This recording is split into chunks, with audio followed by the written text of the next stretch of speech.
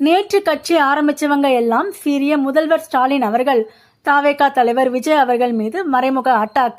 திமுக தலைவரும் தமிழக முதல்வருமான ஸ்டாலின் அவர்கள் தாவேகா தலைவர் விஜய் அவர்களை பற்றி மறைமுகமாக விமர்சித்துள்ளதாக அரசியல் வட்டாரத்தில் பேச்சுகள் எழுந்துள்ளன. தாவேகா தலைவர் விஜய் அவர்கள் திமுக அரசை காட்டமாக விமர்சித்து அண்மையில் பேசியிருந்தார்.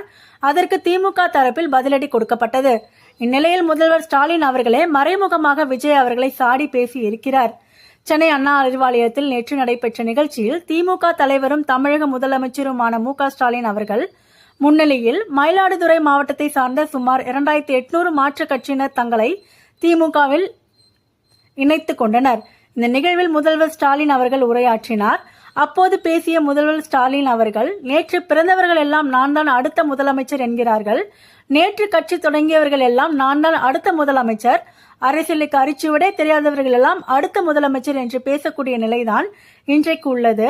அதை பற்றி கவலைப்பட வேண்டியதே இல்லை. 13 ஆண்டு காலமாக ஆட்சிக்கு வர முடியாமல் 89ஆம் ஆண்டு ஆட்சிக்கு பிறகு வந்தோம்.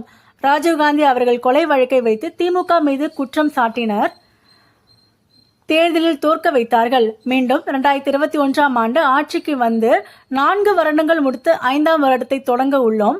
6 முறை தமிழகத்தில் வெற்றி பெற்று 7வது முறையாகவும் திமுக தான் வெற்றி பெற உள்ளது. நான் திமிராக சொல்கிறேன் என்று நினைக்க வேண்டாம்.